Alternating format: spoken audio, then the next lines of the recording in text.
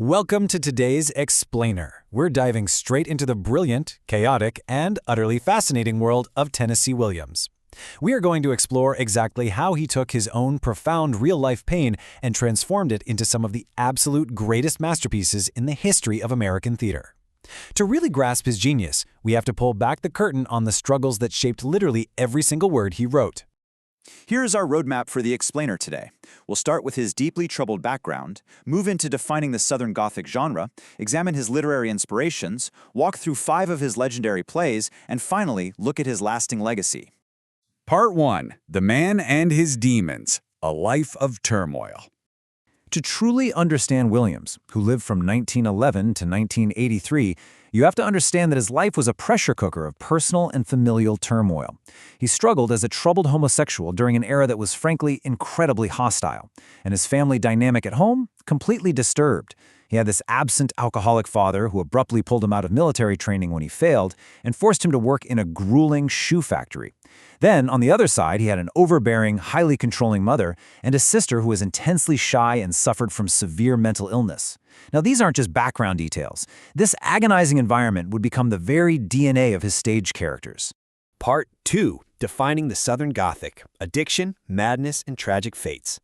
Williams channeled all of that fractured upbringing into a very specific literary genre. You know, when we hear the word Gothic, we usually picture spooky stuff, right? Supernatural elements, haunted castles, classic damsels in distress. But the Southern Gothic tradition flips that entirely.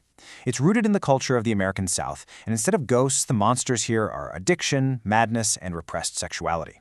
It turns old-school tropes into modern tragedies. So rather than a princess trapped in a tower, you get an out-of-work teacher who's lost her family estate and is desperate for a place to stay. These characters are deeply flawed, carrying incredibly dark tendencies, and they are almost always doomed to a tragic fate. Part 3. Inspirations Behind the Pen, Literary Giants. Now obviously, Williams didn't build this stylistic approach in a vacuum. He was soaking up the brilliance of absolute titans of literature.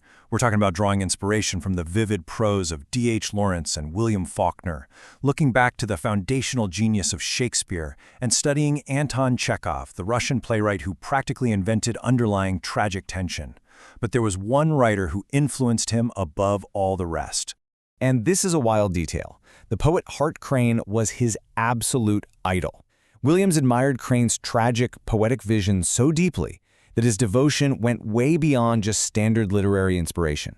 In fact, Williams actually requested that when he died, he wanted to be buried at sea in the exact same geographic location where Hart Crane was laid to rest. That is just an incredibly profound level of connection. Part 4. 5 Theatrical Masterpieces, Trauma on the Stage. So let's see how all this pain and inspiration translated to the stage. Just looking at the decade from 1944 to 1955, Williams was literally untouchable. He produced hit after massive hit, eventually securing 2 Pulitzer Prizes that cemented his name in history forever. Let's break these down. First up is his 1944 breakout, The Glass Menagerie. This is an unflinching callback to the family trauma we talked about earlier. It's essentially a memory play, highly autobiographical, where his art holds a mirror right up to his own life.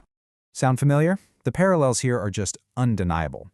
Williams wrote himself into the play as Tom, a guy stuck in a shoe factory who desperately wants to be a writer, but is trapped caring for his intensely shy, mentally sick sister Laura and his highly controlling mother Amanda. And the whole time, the ghost of the father, an alcoholic who just up and abandoned them, hangs over the family. He basically took his own bleeding heart and put it on a stage for the world to see. Then we hit 1947. This is the big one, and famously, the subject of a particularly brutal June 2012 literature exam, A Streetcar Named Desire. This Pulitzer Prize winner centers on the destitute, high-class Blanche Dubois.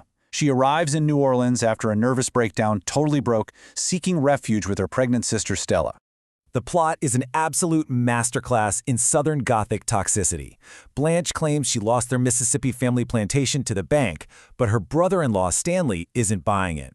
He thinks she sold it to buy herself jewelry.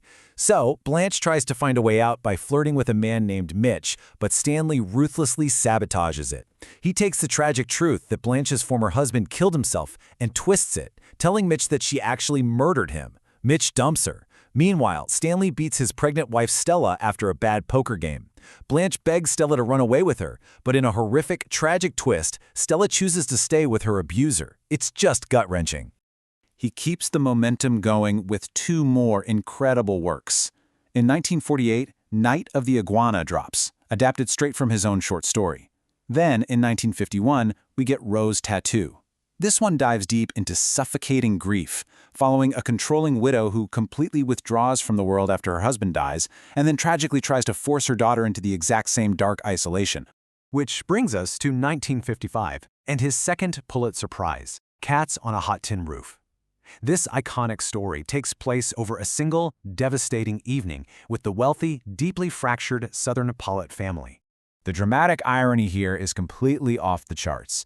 The family is gathering to celebrate the patriarch, Big Daddy's birthday. But there's a massive, dark secret.